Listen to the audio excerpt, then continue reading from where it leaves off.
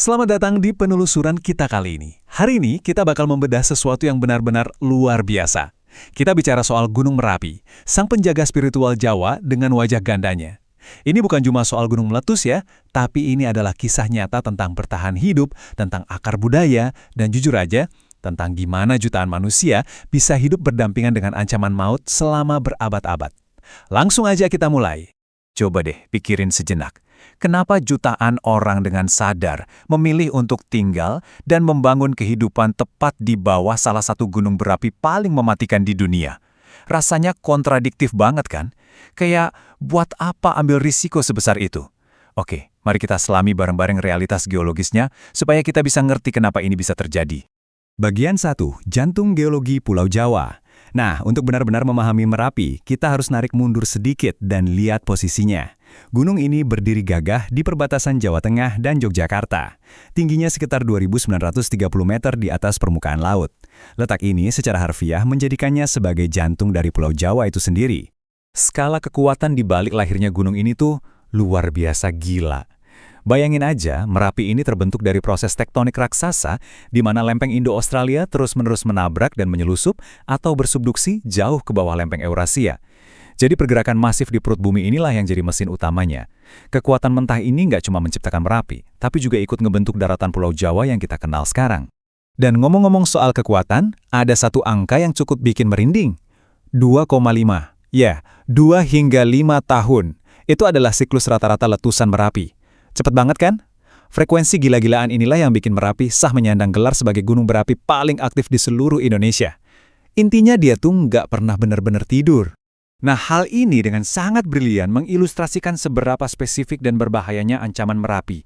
Secara geologis, Merapi ini adalah stratovolcano muda. Artinya apa? Dia nggak kayak gunung berapi biasa yang lavanya ngalir pelan-pelan gitu. Enggak, aktivitas Merapi itu sangat eksplosif. Dia terus-terusan ngebangun kubah lava di puncaknya, lalu pas udah terlalu berat, boom, runtuh. Runtuhan inilah yang memicu awan panas mematikan dan guguran lava bersuhu ekstrim. Benar-benar kayak bom waktu yang terus berdetak. Masuk ke bagian 2, pengubah arah sejarah peradaban. Logikanya nih ya, ancaman alam yang segitu konstan pasti bikin manusia lari menjauh dong. Tapi nyatanya enggak. Kekuatan alam yang kejam ini justru tanpa sengaja membentuk salah satu peradaban paling megah yang pernah ada di masa lalu. Coba bayangkan, kerajaan Mataram kuno antara abad ke-8 sampai abad ke-10 Masehi. Mereka punya pusat kekuasaan di dataran Kedu dan Yogyakarta. Posisi yang, tepat banget di bawah bayang-bayang sang gunung berapi.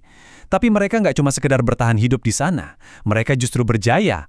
Di tengah ancaman erupsi, mereka malah sibuk ngebangun struktur monumental kelas dunia kayak Candi Borobudur dan Prambanan. Tapi, alam selalu punya kehendak sendiri kan? Ada bukti sejarah yang nunjukin kalau sekitar abad ke-10 terjadi letusan yang supermasif. Bencana katastrofik ini kemungkinan besar gubur candi-candi megah tadi di bawah material vulkanik.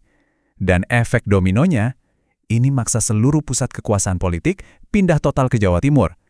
Jadi di titik ini, kita benar-benar ngelihat Merapi sebagai sosok penghancur yang secara harfiah membelokkan arah sejarah Nusantara. Bagian 3, poros spiritual dan mitos. Seiring berjalannya waktu, masyarakat yang kembali ke kawasan itu mulai beradaptasi dengan cara yang jauh lebih dalam.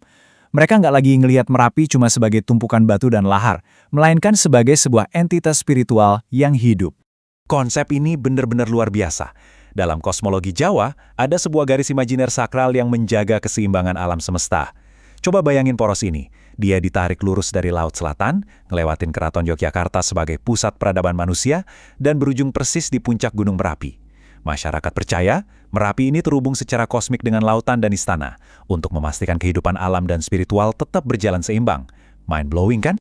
Nah, untuk menjaga hubungan dengan penguasa tak kasat mata di Merapi ini, Keraton Yogyakarta menunjuk seorang juru kunci. Tradisi ini udah ada sejak zaman Mataram Islam loh. Juru kunci inilah yang bertugas ngerawat harmoni lewat ritual-ritual khusus seperti Labuhan Merapi. Mungkin nama yang paling familiar buat kita adalah Mbah Marijan. Beliau adalah sosok juru kunci modern yang sangat ikonik, yang dedikasinya begitu luar biasa, sampai-sampai beliau tetap menunaikan tugasnya dan wafat pada erupsi dahsyat tahun 2010. Sebuah pengorbanan pamungkas untuk menjaga tradisi. Bagian 4, jejak letusan dan kehidupan. Oke, hilangnya sosok Mbah Malijan tadi narik kita kembali ke realitas fisik yang sangat keras. Karena di balik penghormatan kulturalnya yang indah, kita nggak bisa nutup mata dari rentetan sejarah mematikan yang udah ditorehkan oleh gunung ini. Mari kita lihat garis waktunya karena ini benar-benar menyita perhatian. Mulai dari letusan tahun 1006 yang memicu runtuhnya peradaban Mataram kuno tadi, terus kita maju ke tahun 1930, ada erupsi mematikan yang merenggut nyawa sekitar 1.300 orang. Gila kan? Lalu di tahun 1994, sapuan awan panas memakan puluhan korban jiwa lagi. Dan puncaknya di tahun 2010, erupsi terbesar dalam 100 tahun terakhir. Bencana ini nggak cuma merenggut lebih dari 350 nyawa, tapi saking brutalnya, letusan ini secara fisik merobek dan ngubah bentuk puncak Merapi itu sendiri. Ngelihat daftar kematian tadi, wajar banget kalau kita nanya lagi, kenapa mereka nggak pindah aja? Jawabannya ada di satu filosofi Jawa kuno ini. Urip cedak karo bebaya, nanging keba berkah. Hidup berdekatan dengan bahaya, tapi penuh dengan limpahan berkah. Warga lokal tuh udah sepenuhnya berdamai dengan kenyataan ini. Mereka mencintai tanah itu, terlepas dari segala resiko yang mengintai. Dan yang paling bikin takjub dari semua ini adalah paradoks besarnya. Di satu sisi, Merapi adalah sumber ancaman mutlak, menyemburkan letusan eksplosif dan awan panas yang bisa menghanguskan apa aja. Tapi, di sisi yang persis sama, letusan-letusan itulah yang memuntahkan mineral baru. Material inilah yang bikin tanah di sekitarnya jadi lahan pertanian paling subur sepulau Jawa. Ditambah lagi, ada kelimpahan material pasir dan batu yang jadi urat nadi ekonomi warga. Jadi iya, dia menghancurkan, tapi di saat yang sama, dia ngasih kehidupan. Bagian 5. Harmoni di era modern. Nah, pertanyaannya sekarang, gimana masyarakat zaman modern menyeimbangkan kepercayaan kuno tadi dengan ilmu sains mutakhir? Bukankah itu dua hal yang bertolak belakang? Ternyata mereka bisa jalan beriringan loh. Poin krusialnya begini, saat ini Merapi diawasi non-stop, 24 jam sehari oleh BPPTKG pakai alat-alat canggih.